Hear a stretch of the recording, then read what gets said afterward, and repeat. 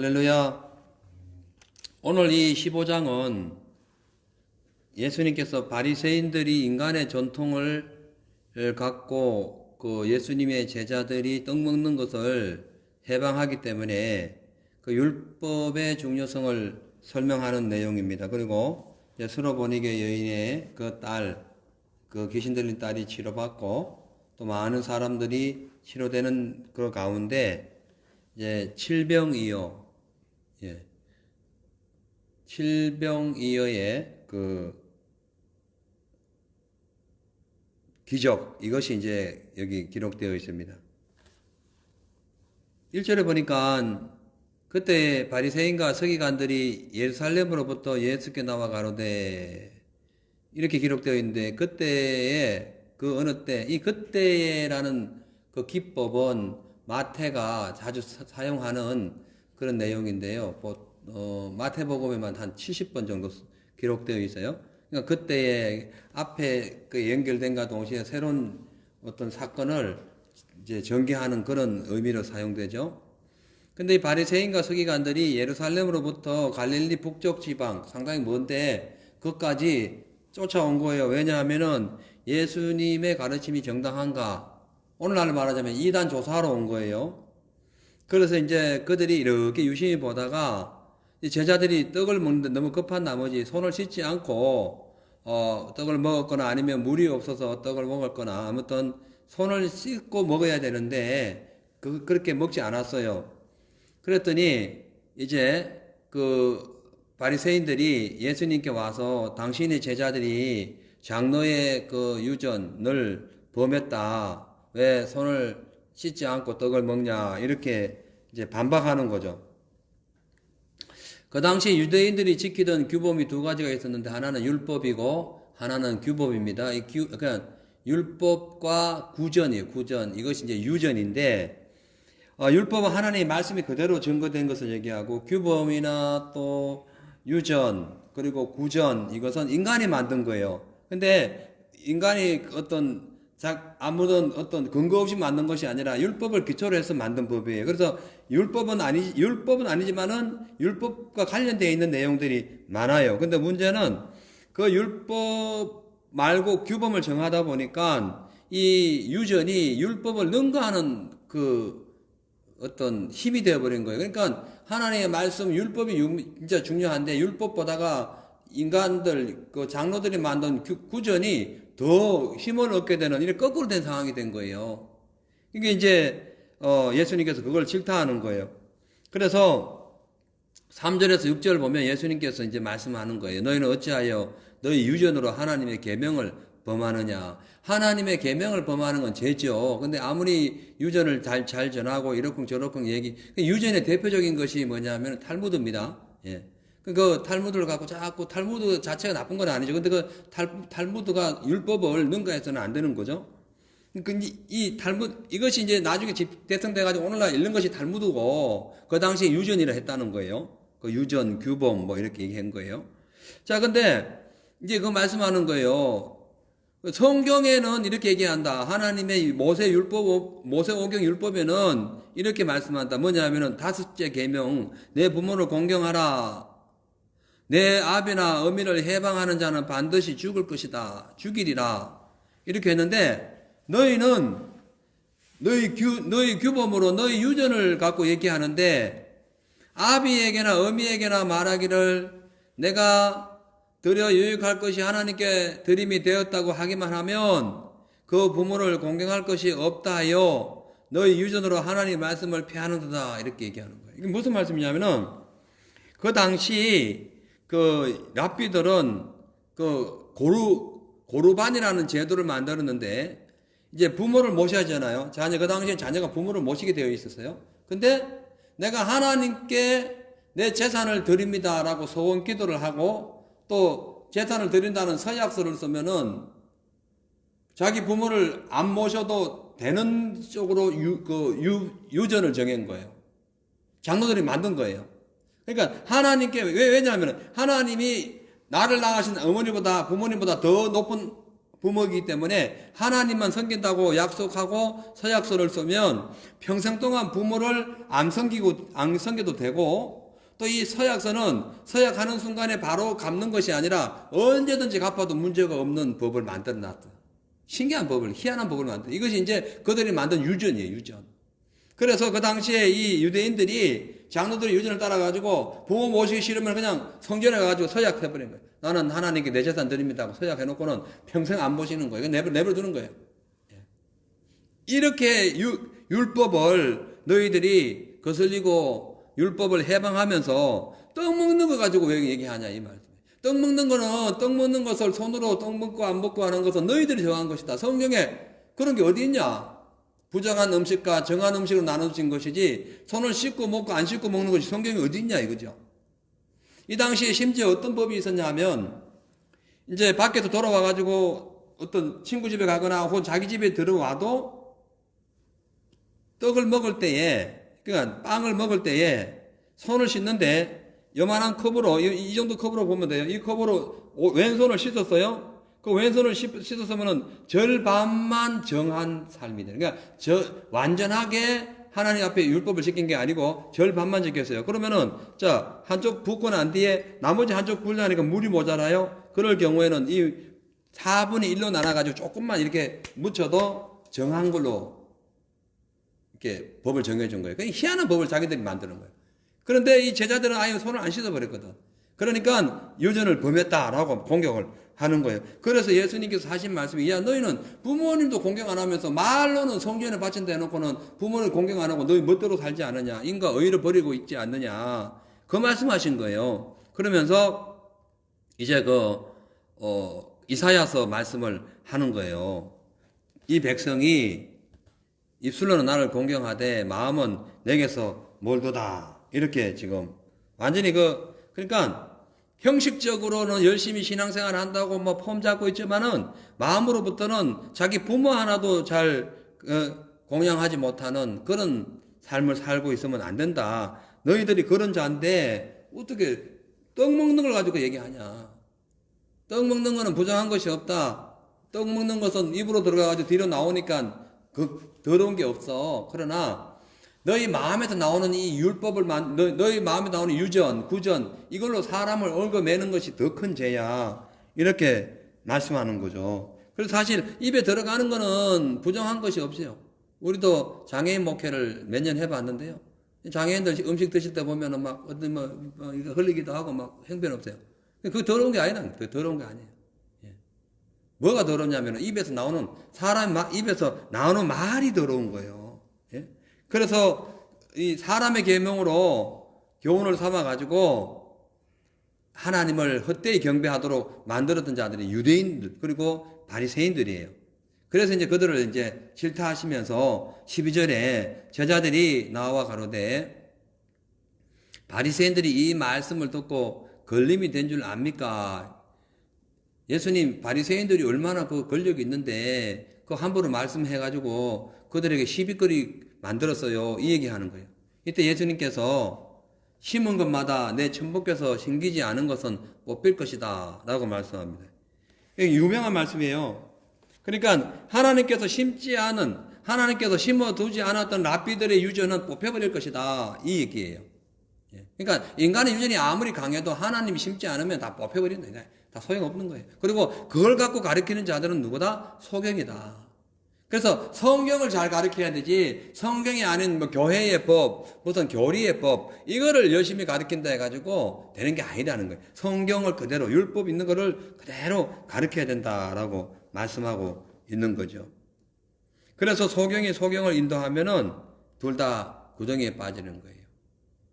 예수님의 말씀이 온전하지 하나님 심지 않은 그 세상적인 그 어떤 윤리나 도덕, 규범 이거 갖고는 구원 못 받는다 그 얘기예요. 그래서 이 소경 인도할 때 그 소경은 바리새인들인데 이 바리새인들이 누구냐면은 하나님 율법을 분변치 못하고 인간의 유전을 따라서 그것을 어떤 삶의 척도로 삼는 것 이게 다 소경이라고 말씀하고 있어요. 그러면서 16절에 중요한 말씀합니다. 예수께서 가라사대 너희도 아직까지 깨달음이 없느냐. 예수를 믿든 아니 믿든 하나님께서 은혜 안 주시면 깨달을 자가 없다는 거예요. 오늘 우리에게 깨달음을 주신 주님께 감사하시길 바랍니다. 아멘.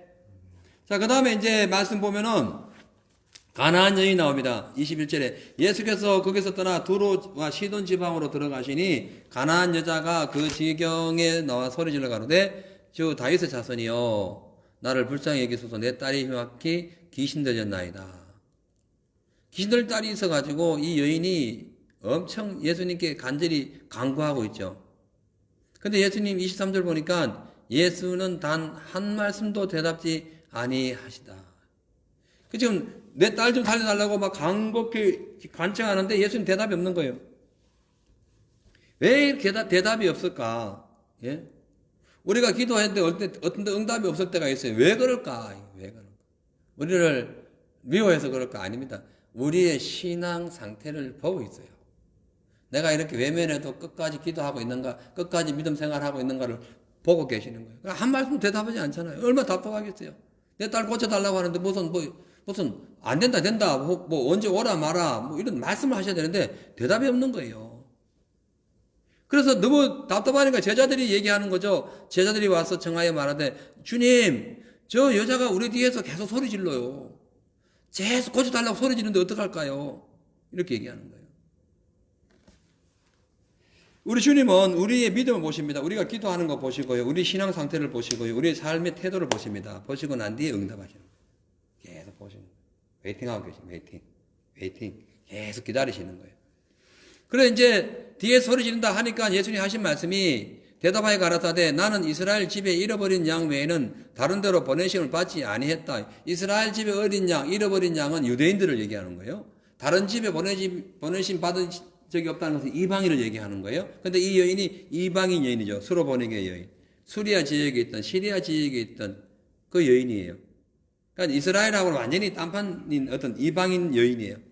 그래서 예수님께서 나는 이스라엘이 잃어버린 영혼을 위하여 왔다라고 말씀하는 거예요. 이때에 여자가 말합니다. 25절에 주여 저를 도우소서 대답하되 자녀의 떡을 취하여 개들에게 던지지 마땅치 않다. 이 자녀는 유대인입니다. 개들은 이방인이에요. 예, 내가 떡을 떼가지고 떡을 취하여서 하나님 말씀, 율법, 생명의 말씀, 진리의 말씀을 취해가지고 유대인들을 주려고 왔다. 개들은 마땅치 않아. 먹을 자격이 없어. 이 얘기하는 거예요. 이때 여자가 얘기합니다. 가로되 주여 올소이다. 개들도 제 주인의 상에서 떨어지는 부스러기를 먹나이다. 이 여인의 이 귀한 진짜 엄청난 이 고백을 통해 가지고 예수님께서 네 믿음이 크다. 네 소원대로 되라 하면서 딱 부스러기 네가 부스러기 먹고 싶었는데 부스러기를 주게 하고 준 그 부스러기가 귀신을 쫓아내요. 거기서 아이가 살아난 거예요. 대단한 거죠. 자, 여기에서 우리가 말씀을 살펴볼 것은 예수님께서는 끝까지 인내하는 사람에게 응답하신다는 거예요. 아멘. 기도를 하잖아요. 끝까지 인내하는 거예요. 계속 부르짖는 거예요. 될 때까지 부르짖는 거예요. 그리고 여기에서 개라는 그 의미는요, 뭐 어떻게 들개나 어디 사나운 개가 아니라 그냥 집에 키우는 강아지를 얘기하면 강아지. 집에 키우는 강아지. 그냥 귀엽게 그냥 막 아무데나 키우다 잡아먹고 하는 그런 강아지로 취급하는 거예요. 이방인은 그렇게 취급해도 이 여인은 전혀 자존심 상한 상황으로 있지 않고 주님께 감사함으로 나온 거죠. 자, 그러면서 29절에 수많은 병자들이 예수님께 옵니다. 절름발이, 불구자, 뭐 소경, 벙어리, 뭐 기타 여러 병을 데리고 예수님께 왔는데 어디다 두었냐 하면은 예수님의 발 앞에 둠에 고쳐주시니 이랍니다. 예수님의 발 앞에 우리가 주님의 발 앞에 우리의 삶을 드리면 주의 영광이 나타나는데 여기 보면은 수많은 사람들이 치료를 받고요. 그들이 이스라엘 하나님께 영광을 돌렸다라고 말씀하고 있어요. 귀신 쫓겨나가고 병 고치고 뭐 이런 것들의 근본적인 목적이 뭐냐 하면은 하나님께 영광을 돌리기 위한 거예요. 여러분 삶이 잘 되고 안 되고를 떠나가지고 항상 하나님의 영광을 위하여 살아야 그 우리의 표면적인 혹은 내면적인 이면적인 모든 삶의 형편이 하나님 영광을 위하여 살아야 잘 되든 못되든 흥하든 망하든 마음에 기쁨이 옵니다. 그렇지 않고서는 안 되는 거예요. 자, 이제 결론 부분에 가서 이제 4,000명을 먹이게 됩니다.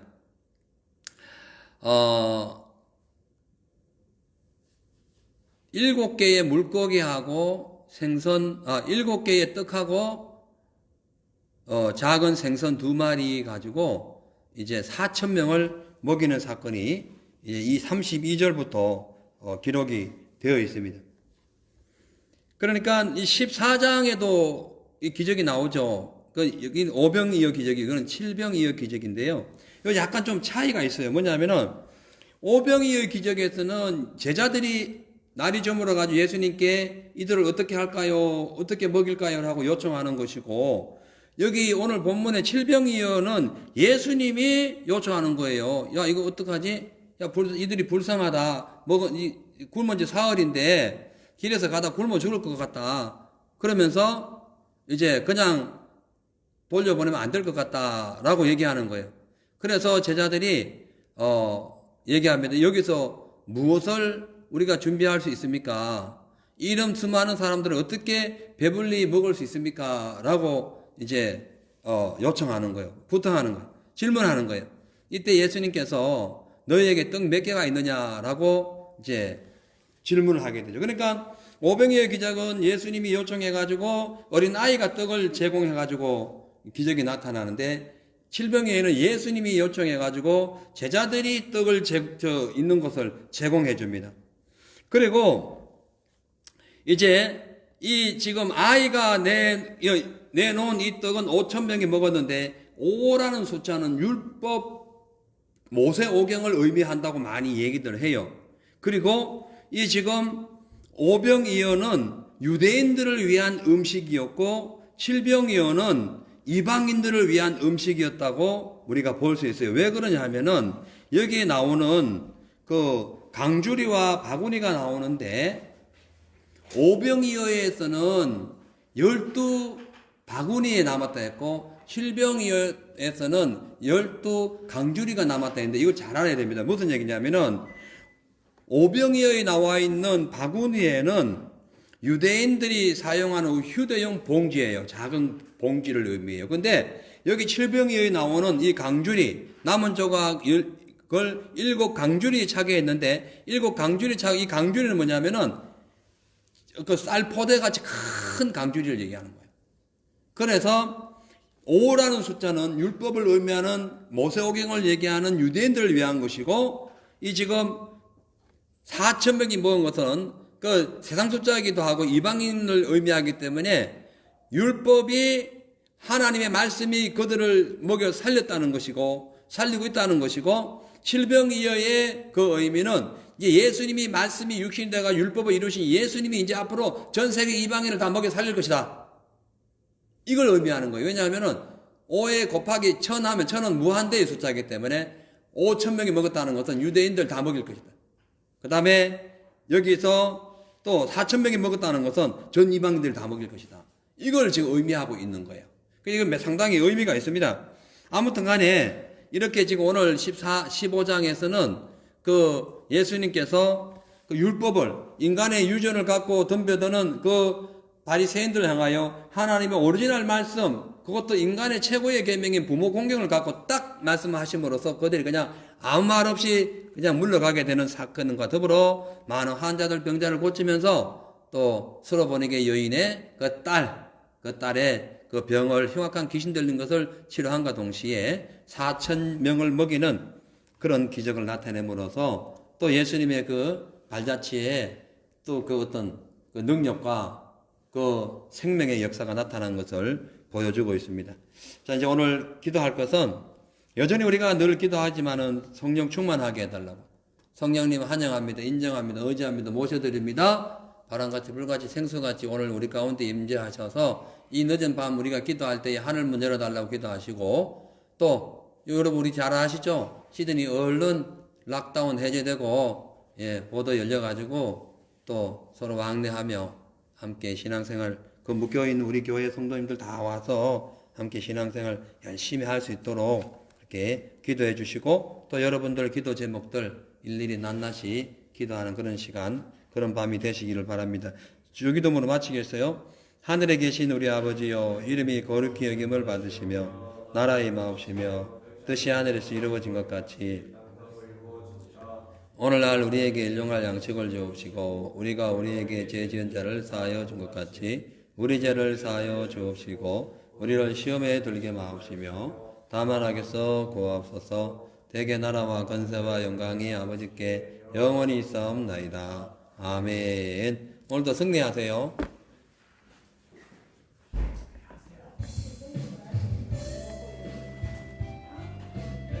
자, 불을 꺼주시고, 그 컴퓨터 안 켜도 돼. 이 음악 틀게.